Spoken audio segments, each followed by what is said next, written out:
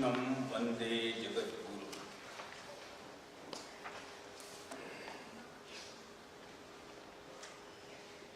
Now our main focus is on the 10th chapter of Srimad Bhagavad Gita. Normally, we deal with yoga aspect in the Bhagavad Gita. Generally speaking, in the Bhagavad Gita there is nothing but yoga, only yoga.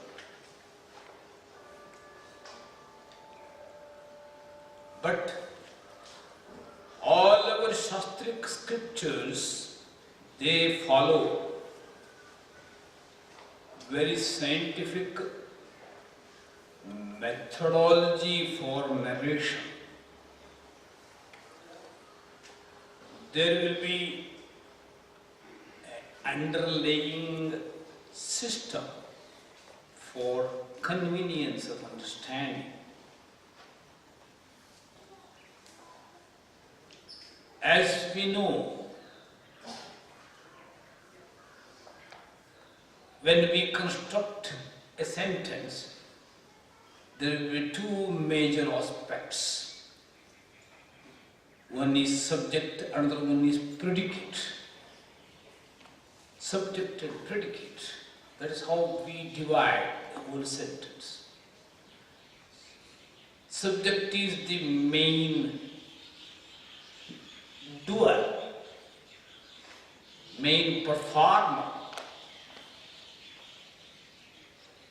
For him, for it, we ascribe and subscribe many things, many actions, many qualifications, many ingredients.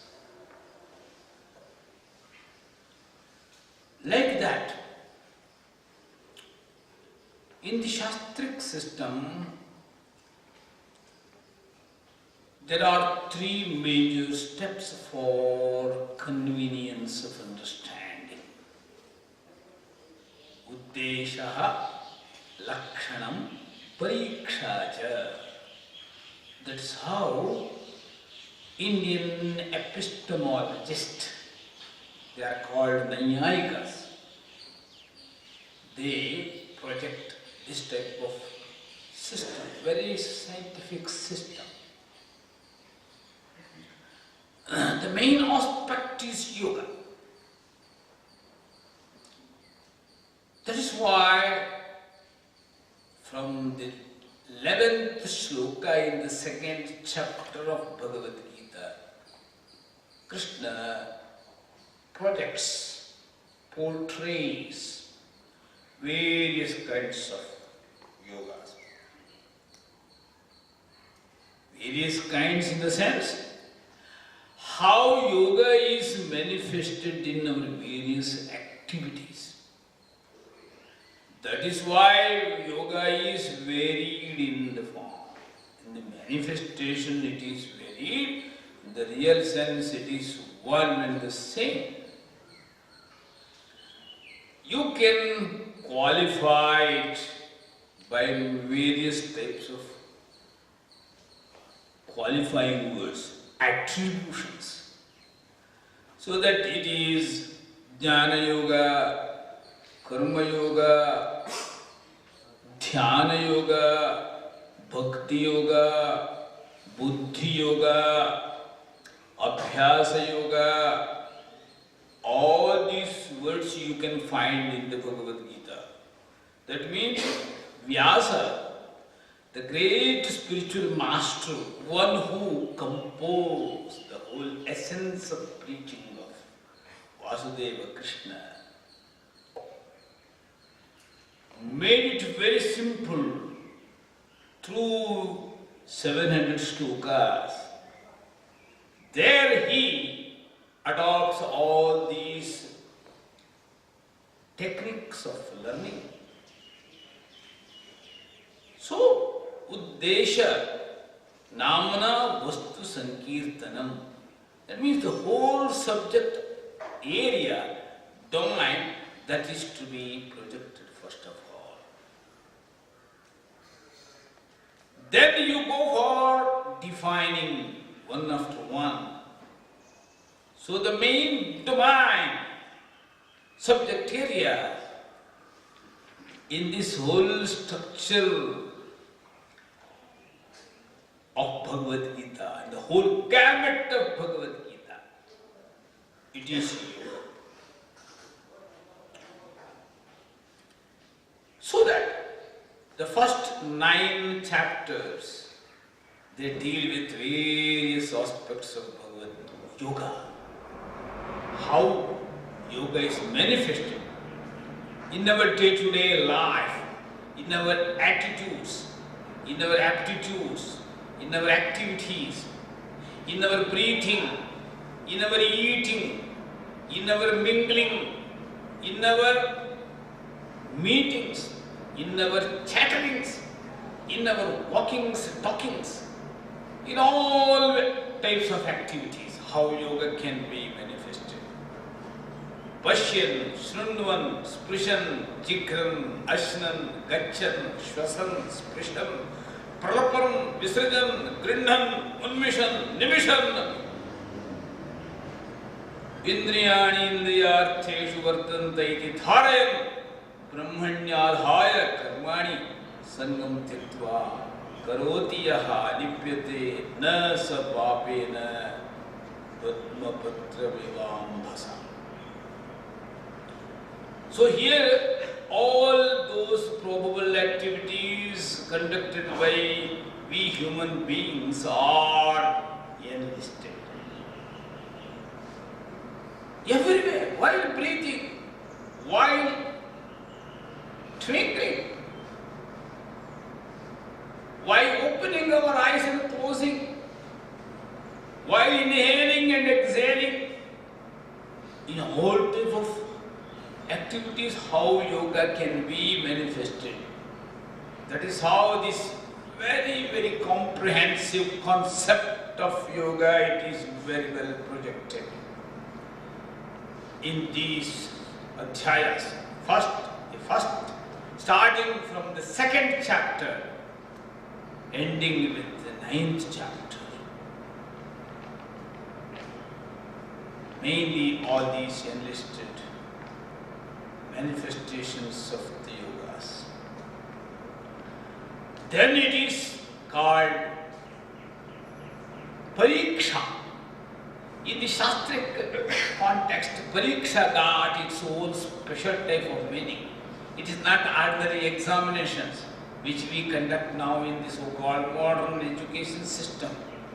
Somewhere students gather together, question paper will be distributed for 3 hours or 2.5 hours. Whatever they correct some informations that they simply omit and make their highly burdened brain free from tensions, and they get that relaxation. Oh, this type of examination, it is not recommended by our ancestors. What is examination? Pariksha. What is pariksha? Upapatti anupapatti phalakaha vichara. That is how they define, our epistemologist. Whether whatever domain I fixed, whatever subject areas I have earmarked, whether this is appropriately chosen or not, whether this area it is fit to be cultured and nurtured or not, whether you have to give so much priority and weighting for this subject area or not, it is to be given or not to be given. This type of viveka, discrimination, this is called pariksha. So this is pariksha area. Now, whether this yoga can be implemented in my life or not. how it is manifested, methodology. That's what we understand. What? That's one question. Why is another question. How is one more question. Every time when we take these three questions and try to find out answers, our thinking will be very systematic. Our process of thinking will be systematic, so that we can arrive at some proper conclusion. So what it is already declared, spent out, it is yoga. Why also it is spelled out in the first chapter only? Why Krishna is preaching? Why Arjuna is there to listen to him? Why? It is called aims and objectives. You know, you all research students, you will be rating it in your project work. It is too small sometime here. Your aims and objectives. And aims and objectives also have varied forms. Aims and main aims and objectives and sub-aims and objectives, subordinate aims and objectives. That is how aims and objectives also got many shades and modes. That is why at least one page we have to write. Aims and objectives only. What is that aims and objectives? Here in this text, it is Arjuna and Arjuna's problems. Why Bhagavad Gita emerging? Why Bhagavad Gita it is given to Arjuna? Why it is yoga? Why it is addressed to Arjuna? Why it is addressed during war, before beginning of that big war, Mahabharata Yuddha? All these whys are there. These whys, they are very well structured in the first chapter, please understand. These are all wonderful insights about Bhagavad Gita. This why question, why Bhagavad Gita? It is duly answered in the first chapter. Why? Because Arjuna got that Arjuna complex. What is Arjuna complex? It is duality. What is that Arjuna complex? It is withdrawing sense, withdrawing syndrome actually. Withdrawing. When you are there to act, there you withdraw. You plan everything. You prepare everything. But when you are there to act, you develop a sort of peculiar type of syndrome. What is that syndrome? Withdrawing syndrome. That withdrawing syndrome is very, very dangerous. That syndrome, it was the main problem of Arjuna, which you and I also got, same problem. When you are there to act, you develop some sort of syndrome. Whether I can do or not, whether I got this power or not, whether I can take this class successfully or not. No.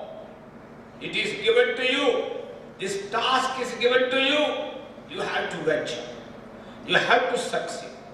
You have to succeed. You have to excel. Then you have to succeed. There is no place for withdrawing syndrome. You have to march ahead. You have to proceed further. That is what Krishna gives, the proper stimulation and motivation to Arjuna. So why? That question is duly answered in the first chapter. What? That question it is answered from the 11th shloka of Dvitiya Adhyaya. Ashocyan anvashocastvam prajnavalamscha bhashase gatasmu nagatasmuscha nanushochanti panditaha. Oh Arjuna, you lost your sense of propriety. You developed some sort of negative logics to prove your own faults and defects and deficiencies. This is another problem of modern days. We are not so transparent. We commit blunders. After that, just to hide it, we go one more line, one more logic. So logics after logics, logics after logics. Why? Just to hide our deficiencies. Our deficiencies, our drawbacks, we hide by our own negatively charged logics. This type of syndrome also you can see in Partha in the first chapter. Ashochyagam ashocastum prajnavadam stavashtu. That is how Krishna starts. First he attacks that negatively charged logics, prajnavada. Because prajnavada was the hunting problem of Arjuna. We modern Arjunas also we have the same problem. We are not so transparent. We don't want to expose our own defects. We want to hide it deliberately. This is very normal. But Arjuna was not like that. He was very, very transparent in presenting his defects. That's why Krishna could address it. That is how it starts. So what? What is what? That is the answer is yoga. Why it is Vishada? What it is yoga? See, take one after one. Why Bhagavad Gita? Answer is only one word answer. It is due to Vishada. Vishada, it is Arjuna's syndrome, withdrawing syndrome. Why? That is the answer for that. And what? Bhagavad Gita. What it is yoga. Answer is yoga. What yoga? Second chapter, it is Jnana Yoga. The third chapter, it is Karma Yoga. Fourth chapter, fifth chapter, Karma Yoga. Yajna it is called. Sixth chapter, it is Dhyana Yoga. And the same Dhyana Yoga message continues. Third chapter, it is Bhakti Yoga. That is how you can, that subject area you can arrange like this. That is how Bhagavad Gita is so wonderfully structured. Thereafter, it is why answered, what answered, now it is how. How question it is duly answered from the 10th chapter. So that it is Vibhuti. How? कैसे करना? योग है, योग को जीवन में कैसे लाना? विभूति से लाना, विश्वरूप से लाना. That is how he goes on giving answer. It is the answer for how yoga can be brought in our day-to-day life. First of all, we must see brightness in all those available bright things around us. That is Vibhuti. That is what just now we chanted. Yad yad Vibhuti mat sattvam Srimat urjitam eva tattadeva avagacchatam mama tejo amsha sambhavam. I am there in all bright things. I am there in all those positive things. I am there in all those shining things. I am there in all those helping things, serving things, beneficiary things. Whatever good things you can see, there I am there. That feeling you develop so that your life becomes yogic. That type of food Krishna gives in this Vibhuti Yoga. That is why I call it God. Grand organizing doctrine, it is very well embedded in these chapters. So answer for this question, how we must go for yoga. And from this chapter, 10th chapter, we go to Vishwarupa, then Bhakti, then Kshetrajna, Purushottama, Daivasura. Culmination of this whole process, it is there in the 17th and 18th chapter, that is Guna Vibhaga, Sattvajastama Guna Vibhaga. That is how this whole Grantha, gamut of the text is very well structured scientifically. Om Tat Sat.